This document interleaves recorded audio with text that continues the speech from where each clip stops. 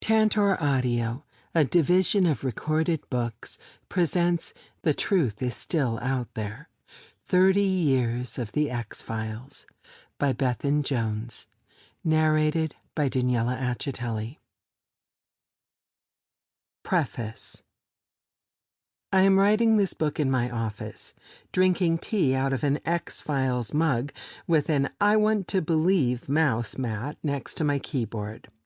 Directly behind me, a cardboard cutout of Mulder and Scully rests against the wall, towering above several fan-made X-Files cushions, 2 of which are owls in the shape of Mulder and Scully. If I look to my right, I can see the abducted smoking alien sculpture from Jose Chung's From Outer Space, various boxed Powell's X-Files figures, and the 2016 Diamond Select Mulder and Scully action figures, both boxed. To my left, I have various academic books written about the series, dotted among other books about fan cultures, cult television, and reboots. The full set of Waller Customs X-Files Lego figures, and a screen-used prop spike from Darkness Falls, a 40th birthday present from my sister. In an alcove in my study, I have more shelving units and bookcases filled with X-Files-related memorabilia and merchandise. Original Topps comics share shelf space with copies of SFX magazine and Radio Times that feature articles on the show. Clippings from newspapers and magazines sit in a cardboard folder that sits on top of a binder containing the Topps trading cards. The original PS1 game is on a shelf, along with copies of the unrestricted access PC game, the VHS trivia game, and the 2015 IDW board game, next to a shelf containing the Fight the Future VHS Special Collector's Edition, the Fight the Future lunchbox, and the Fight the Future action figure set. Those, in turn, are next to a shelf containing a basketball signed by David Duchovny that was given as a crew gift at the end of Season 5, which is below a shelf containing the X-Files Funko Pop figures and a clapperboard signed by Chris Carter during the Season 10 revival. And that's to say nothing of the various T-shirts, jackets, bags, and caps that are in my wardrobe, or the posters and fan art that adorn my walls. This collection, amassed over the last 26 years, is a testament to how the show has helped define me and my life. My academic career was shaped by my involvement in the fandom. My third-year philosophy dissertation looked at reality and fiction in contemporary film and television, and I used Milagro and Jose Chung's From Outer Space as my case studies. My master's degree involved writing about fan fiction, something I've done since the days of the BBC cult message boards, and my PhD research involved surveying thousands of fans about the X-Files revival. Without the X-Files, my life would be very different, but I could never have seen that when the show began. The first season of The X-Files aired in 1994 here in the UK. When I was 12, and I didn't watch it. As a kid, I was already interested in the paranormal and read books about ghosts and the Loch Ness Monster, so I was skeptical about this new series. I read books by Isaac Asimov and Arthur C. Clarke, inspired by my granddad's library, and I was determined to be a parapsychologist when I grew up. This new series was bound to be silly and inferior and poke fun at those of us genuinely interested in the paranormal. I wasn't going to watch it. But my stepfather did. And one evening I walked into the living room while it was on. I was hooked. I can't tell you why. It might have been the chemistry between David Duchovny and Gillian Anderson. It might have been that it was nothing like any other show I'd seen up to that point. Regardless, I dove head first into the fandom, and I've been a part of it ever since. One of the entries in a diary I kept when I was 14 reads, "Ma'am said the X-Files is just a TV show. What does she know?" I think for a lot of us, the X-Files is more than just a TV show. It's a cult hit that changed the way stories on television were told. It spawned a massive fandom that utilized the emerging technology of the internet, and it was able to capture the paranoia of the early 90s as well as reflect the changing times of the 21st century. Part history, part critical analysis, part love letter, this book attempts to capture all of that. I hope you will enjoy the chapters that follow, that they will make you think, reflect, and laugh, and that you'll forgive any mistakes. Bethan Jones, January 2023. Introduction. Why are people still watching a 30-year-old TV show? John Doggett, Sunshine Days. The question that opens this chapter is posed by Federal Bureau of Investigation Special Agent John Doggett in the Season 9 episode Sunshine Days. In the episode, it's asked about the Brady Bunch as Doggett, Scully, and Reyes investigate a murder suspect obsessed with the show. But it's a question also relevant to the X-Files. Created by Chris Carter and premiering in 1993, the show ended in 2002 after declining viewing figures and a disappointing 2 seasons. While it was revived in 2016 following a long-running fan campaign, the success of the original 9 seasons meant the show had become part of the cultural consciousness beyond the realm of fandom. It's rare that a TV show captures the public attention to this extent, or is referred to in so many other pieces of media. Off the top of my head, I think of Star Trek, Star Wars, The Simpsons, and maybe Friends as other examples of film or TV, in the West at least, that are regularly quoted and recognized years after they first aired. Say to someone, "Live long and prosper," or "I am your father," and they're likely to know where the reference is from.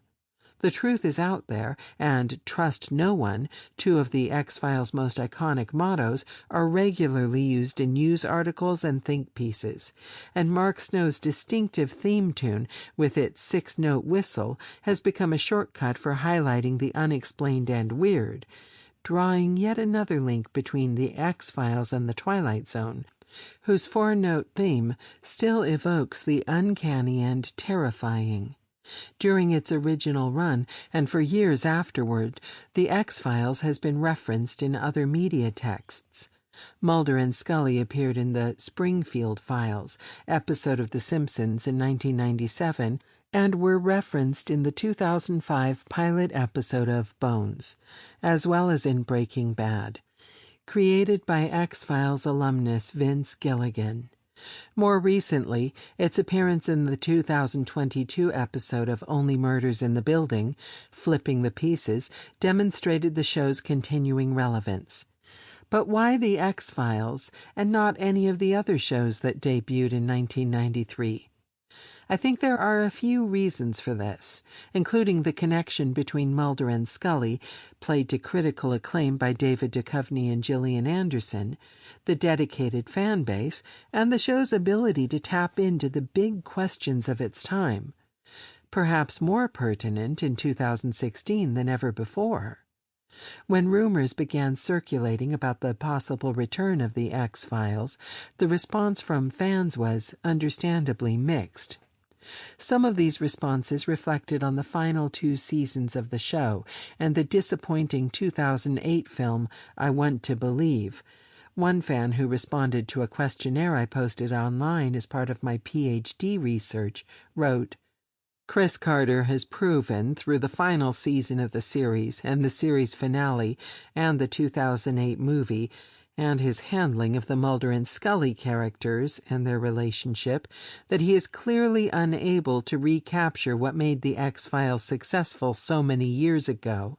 I don't hold out hope that Carter will be able to pull off anything that even comes close to what the series did and made me feel in the first 5 seasons."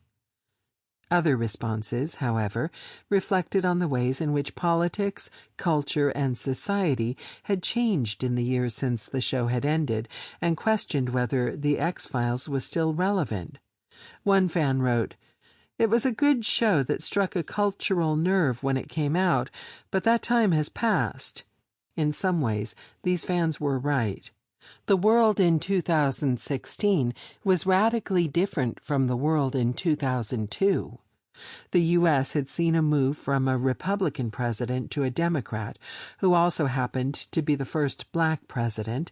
Global migration had increased as a result of violence and political instability, seeing a corresponding increase in anti-immigrant rhetoric, and technology had advanced at an exponential rate.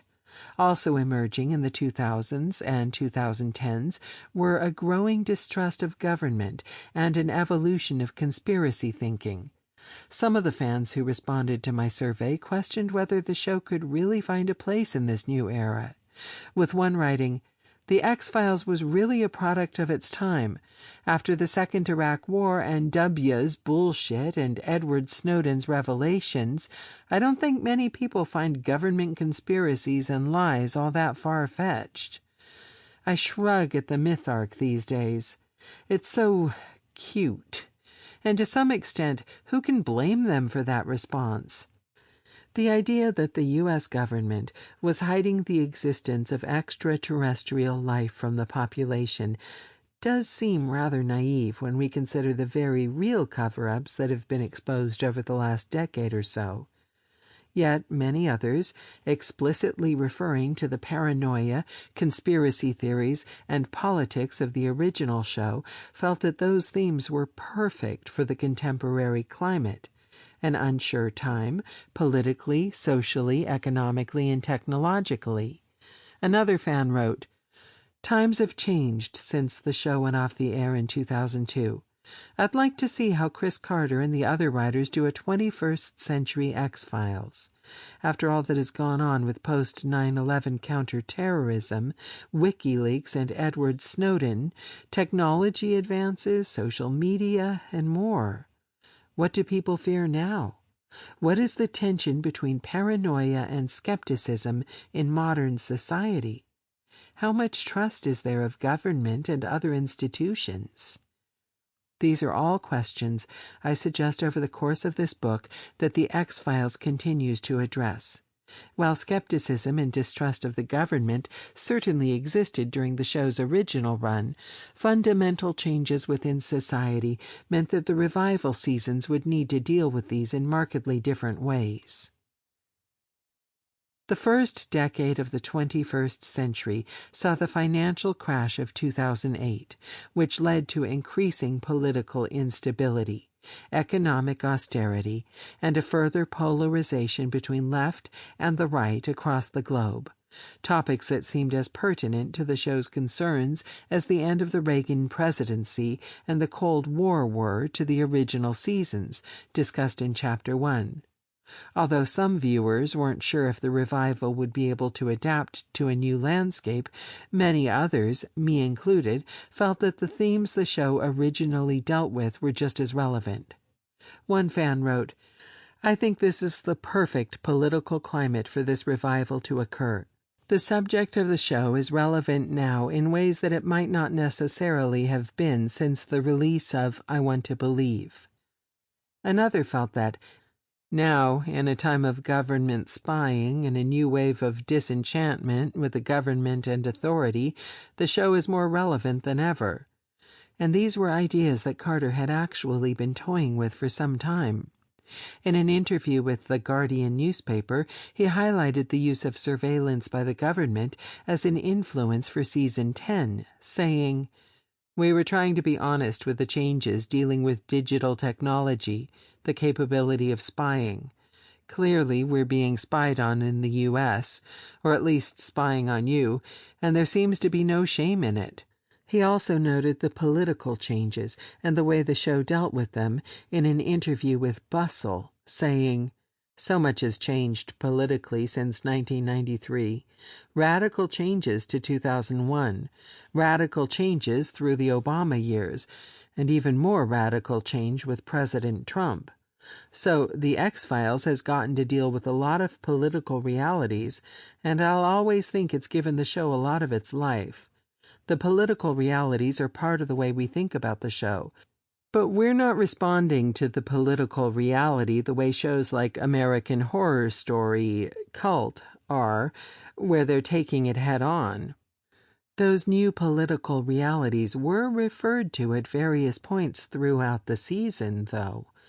In this, Assistant Director Walter Skinner is refused assistance from the executive branch of the FBI because the Bureau's not in good standing with the White House. In +1, we see the real-world conflict between a nameless president, Donald Trump, and the FBI, with Mulder telling Scully that the world is going to hell with the president working to bring down the FBI along with it.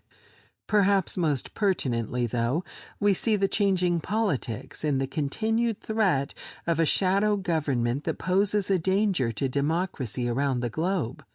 The opening montage of My Struggle 3 includes footage of Trump's inauguration, Black Lives Matter protests, Vladimir Putin, and robed Ku Klux Klan members beneath a voiceover from cigarette-smoking man who places himself at the center of the shadow government, making sacrifices few are capable of which even fewer are willing. Parceling out the truth, which is held only by the few who know the levers of power.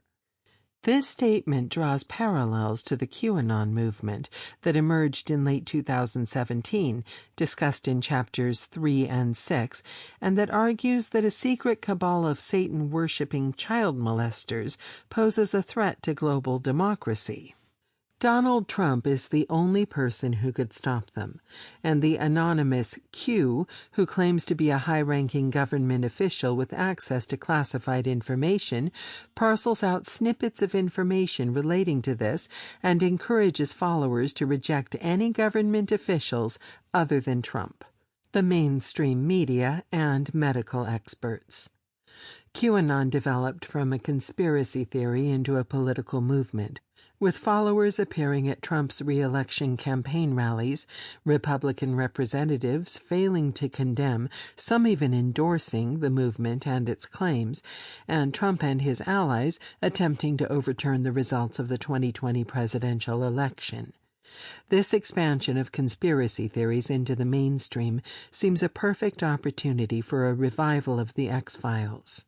Conspiracy theorists in the 1990s were like the lone gunmen, radical misfits, counterculturalists, and computer hackers who don't work but are financed by backers who believe in the cause. The lone gunmen, comprising Richard Ringo Langley, Melvin Frohike, and John Fitzgerald Byers, are on the fringes of society.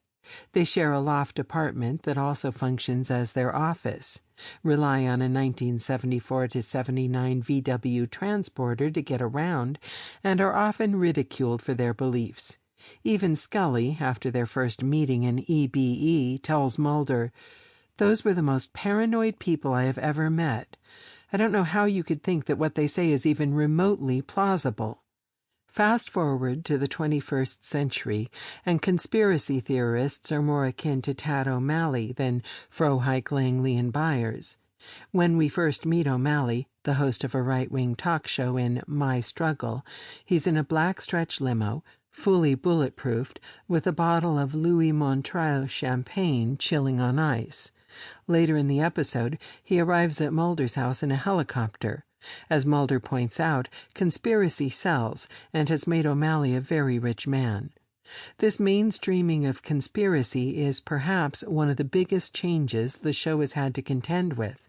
Discussing Season 10, Carter says he kept his finger to the wind and tried to figure out what was relevant and possible.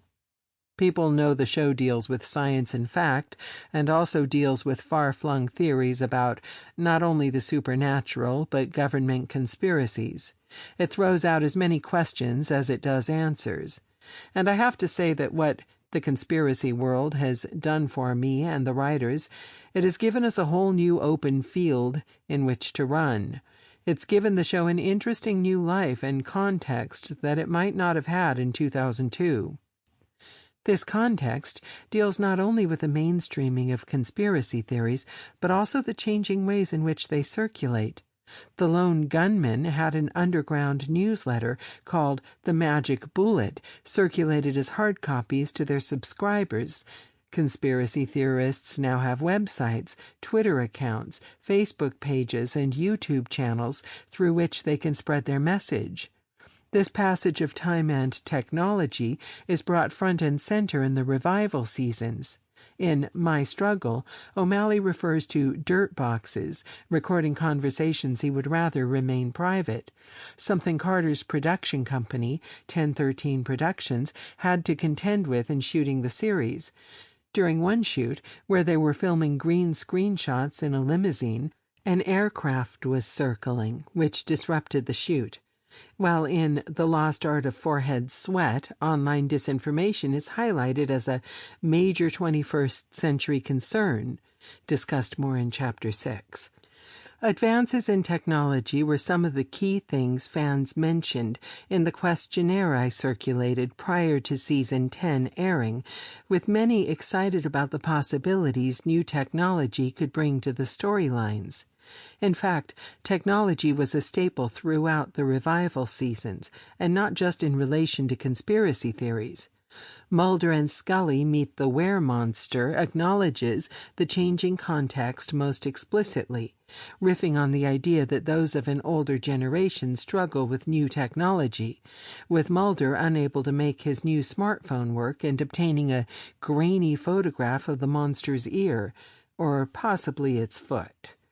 This depicts some of the ethical quandaries of modern technology, with Langley, whose consciousness is uploaded into a simulation that would come to life when he dies, warning Mulder and Scully that the virtual world is akin to an eternal prison with no escape.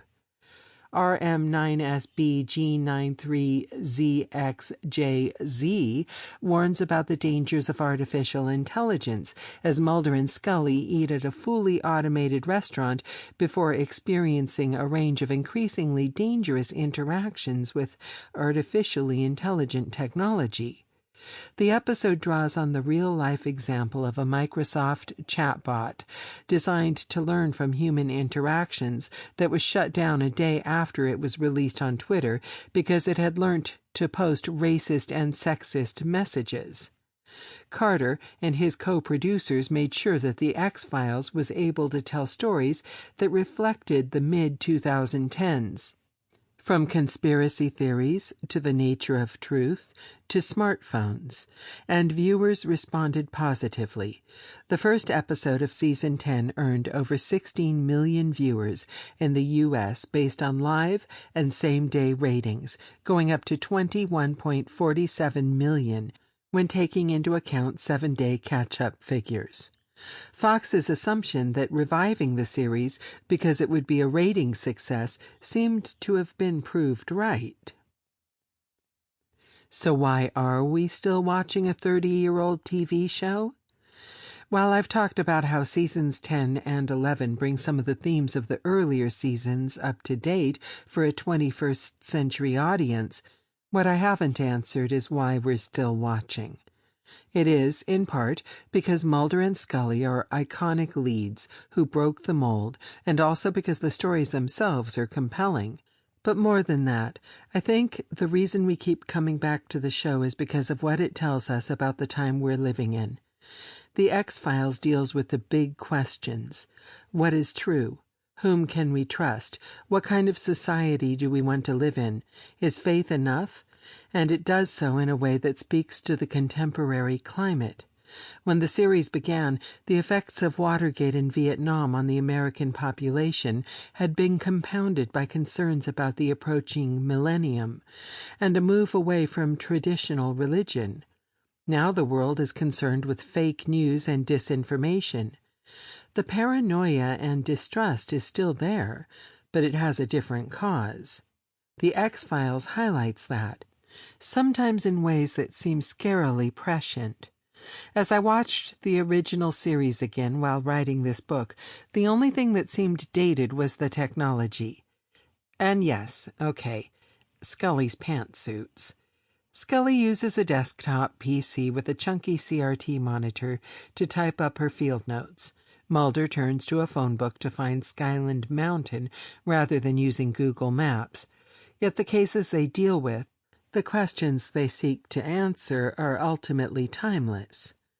The rest of this book looks at some of the big issues the X-Files has dealt with over the course of its 11 seasons, as well as the way it has shaped the television landscape and the impact of the fandom. In writing this, I have attempted to speak to multiple readers, from the Files, who watched the show when it first aired, to new fans who discovered the series on Netflix or via social media. To that end, I've tried to combine broad-brush history with more detailed analyses, covering all iterations of the show. For some listeners, the impact of the Cold War on Carter or the influence Scully has had on generations of women may be old news. But for others, who perhaps aren't as familiar with the reams of articles and books written about the show, these insights might help give more context to the show and its enduring legacy. There are, of course, too many topics to address in one book, and you'll see references to other works that deal with some of these in more depth throughout the chapters. What I've done is divide the book into 4 sections that focus on the themes I think are most relevant, and I've structured these around the different eras of the show: the Vancouver years, the Los Angeles years, and the revival years. This isn't an arbitrary decision. The Vancouver years make excellent use of the locations in British Columbia to set the tone of the episodes in the overall series. It's dark, wooded, some might say gloomy. I'm not going to comment on the weather. When David Duchovny complained about the 400 inches of rainfall a day in 1997, he incurred the wrath of thousands of the city's residents, and you can easily imagine some genetic throwback hiding in the trees. Kathy Johnson points out that the series has a signature style that doesn't show the audience too much. John Bartley, director of photography on the first 3 seasons, described the show's style as dark, moody, mysterious, and sometimes claustrophobic, and it's easy to see how Vancouver helped create this feel. Season 5 was originally planned to end the television series. The finale intended to transition the show into a film franchise. L.A., where filming moved in 1998, ahead of Season 6, represented a new era for the series in terms of both storytelling and tone.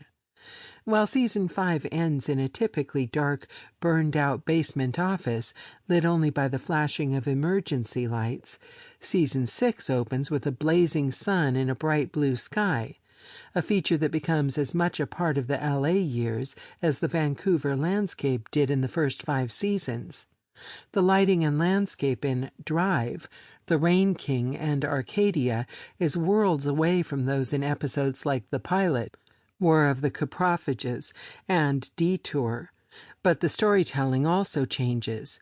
As Darren Mooney points out, Triangle, the 3rd episode of the season, marked something of a shift that set the tone for the season, which featured multiple quirky and comedic episodes hinting at a romantic relationship between Mulder and Scully. But just as the world inside the show was changing, so too was the world outside. With the millennium fast approaching, concerns abounded about a global computer malfunction, while the terrorist attacks of September 11, 2001 shook the country to its core and led to increasing faith in the government, although the anti-terrorism steps the Bush administration took to increasing suspicion in some circles. The 9th season was the last for the original iteration of the shows. After 202 episodes and 1 movie, the X-Files appeared to be out of step with the mood of the country. Although the revival years technically begin with 2008's I Want to Believe, I mostly discuss seasons 10 and 11, a standalone Monster of the Week narrative that didn't do that well in the box office. It would have been better suited for an autumn-winter release rather than the summer, when it had to compete with blockbusters like The Dark Knight. The film seemed unable to find a way to match the mood of the time, just like the final 2 seasons of the show years earlier. What really interests me in this era is how seasons 10 and 11 tapped into the politics, fears, and paranoia of the 2010s. The show returned to... Sample complete. Ready to continue?